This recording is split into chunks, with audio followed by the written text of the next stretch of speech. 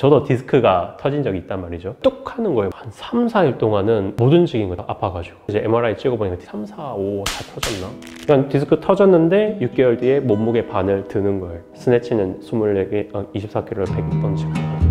This world, it's so unkind.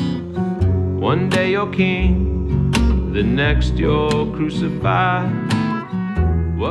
허리 디스크라고 하면 추간판 이 구조가 뒤로 삐져나와서 뒤에 있는 신경들을 눌러서 신경 관련된 질환이 나타난다, 디스크 질환이라고 얘기를 하고, 진단명으로는 추간판 탈출증이라고 원래는 얘기를 하죠. 추가 그 척추추에 가는 사이가 파는 디스크예요. 척추뼈 사이에 있는 판이 뭔가 문제가 일어나서 증상이 나는 거를 이제 추간판 탈출증, 이제 의료인들이 쓰는 용어고, 근데 환자분들한테 설명을 할 때는 그냥 디스크 질환이다 라고 얘기하는 게 편하니까 그렇게 얘기하고 있습니다.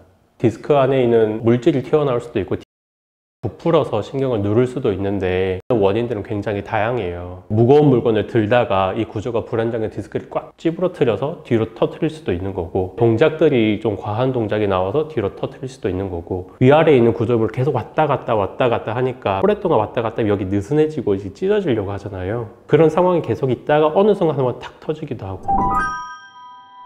연구들에 따르면 요통 있는 사람이 햄스트링이 타이트한 경우가 많더라라고는 얘기를 많이 해요. 골반뼈에 다리가 이렇게 붙어 있는 거거든요. 햄스트링이 짧으면 골반 뒤로 이렇게 돌리게 돼요. 아니면 여기 타이트한 상태에 골반이 앞뒤로 움직임을 좀 제한을 하거든요. 근데 여기가 딱 고정된 상태에서 사람이 허리를 움직이기가 힘들어요. 그러면은 허리에서 움직임이 훨씬 더 많이 나오거든요. 그러니까 계속 얘네를 더 많이 왔다 갔다 하니까 디스크가 약해지는 거죠. 내가 물건을 뭐 잡거나 밑으로 허리를 숙인다, 이렇게 숙이게 되잖아요.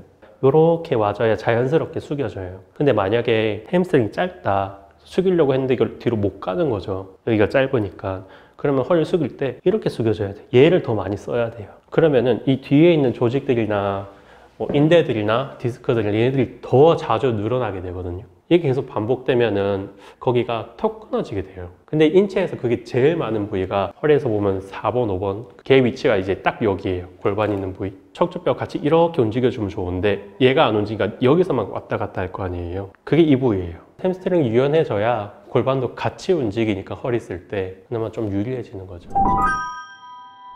운동하는 쪽에서나 아니면 의료인 쪽에서나 다 허리 문제 있다면 장요근을 1번으로 보는 근육 중에 하나예요. 요통하고 혹은 뭐 디스크하고 관련 있을 가능성이 높은 근육이긴 해요. 요근은 어떤 거냐면 이 허리뼈에서 거의 옆에 붙어 있어서 이렇게 내려와서 이 고관절, 다리에 붙게 되는 근육이에요. 그 길이를 이렇게 딱 봤을 때 요근이 하는 역할은 이 허리가 비틀리지 않게 가운데 이렇게 실이 쭉 있는 거예요. 이 실을 팽팽하면은 얘가 막 안 비틀리겠죠. 그런 역할을 하는 게 요근이에요. 반면에 장골근은 어떤 거냐면 이 골반에 붙어요. 장요근하고 비슷한 데 붙거든요. 얘 자체만 왔다 갔다 시키는 거에 더 영향을 많이 미쳐요. 그러면 햄스트링하고 비슷한 기전으로 장골근 같은 경우가 짧아지면 이렇게 되겠죠. 이 상황에서 뭘 찝으려고 하면 여기가 되게 뻣뻣해 있는 상태에서 움직이게 되겠죠.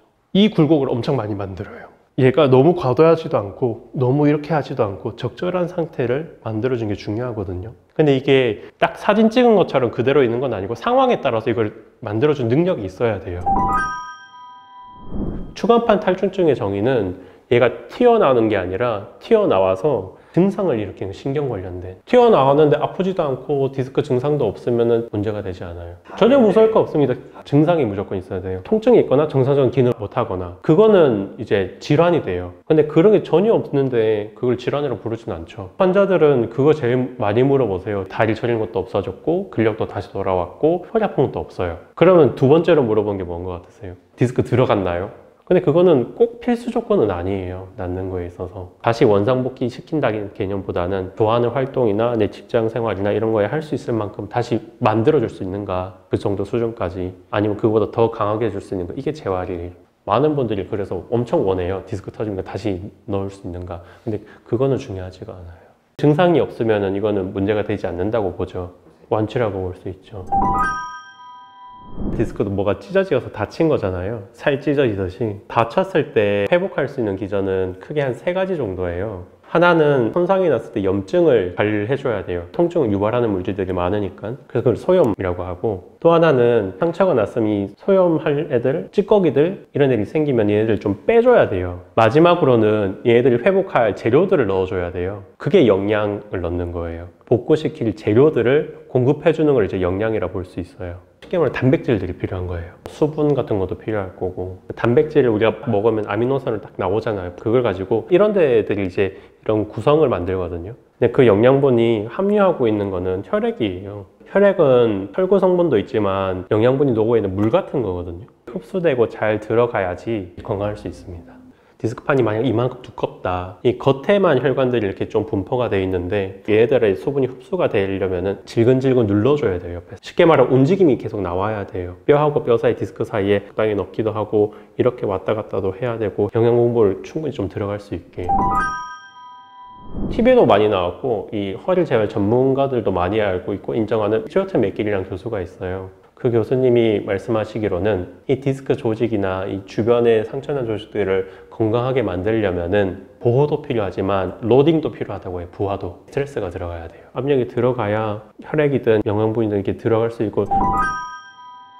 저도 디스크가 터진 적이 있단 말이죠. 저도 운동 관련된 자격과정 준비를 한창 하고 있을 때였거든요. 주차를 하고 이제 나가려고 했는데 여기 기둥이 있는 거예요. 여기서 못 나가겠네 해서 옆으로 이렇게 나갔죠. 뚝 하는 거예요. 뭔가 뭐지 하고 이제 나왔어요. 나와서 이제 주차장 이제 나가서 하려는데 주저앉은 거예요. 쪽 왼쪽 다리가 터질 듯한 느낌에 이거 그냥 아예 못 써요. 발가락도 못 움직이고 내가 움직이고 싶고 못 움직여요. 한 3, 4일 동안은 못 움직인 거예요. 아파가지고. 이제 MRI 찍어보니까 디스크가 터진 거예요. 왼쪽에. 3, 4, 5 다 터졌나?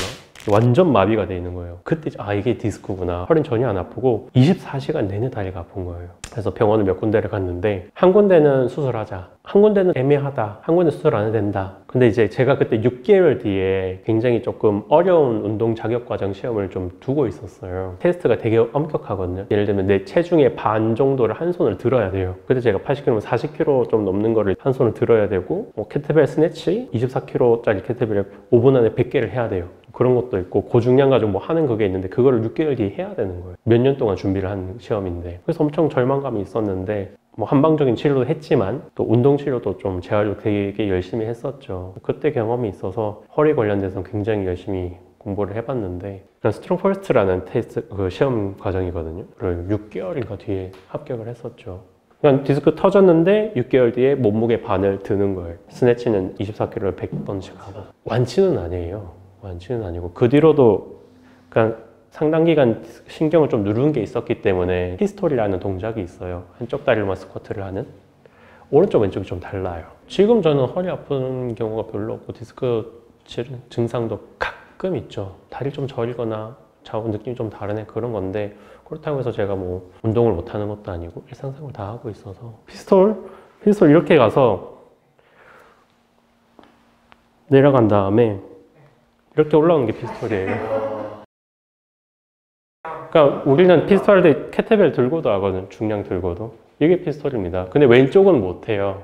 신경들이 한번 이렇게 문제가 있었던 거기 때문에 되게 세밀한 조정을 하기는 힘들거든요. 그래서 왼쪽은 제가 가려고 하면은 그러니까 내려갈 엄두를 잘 못 내요. 이런 느낌 차이가 나는 거죠.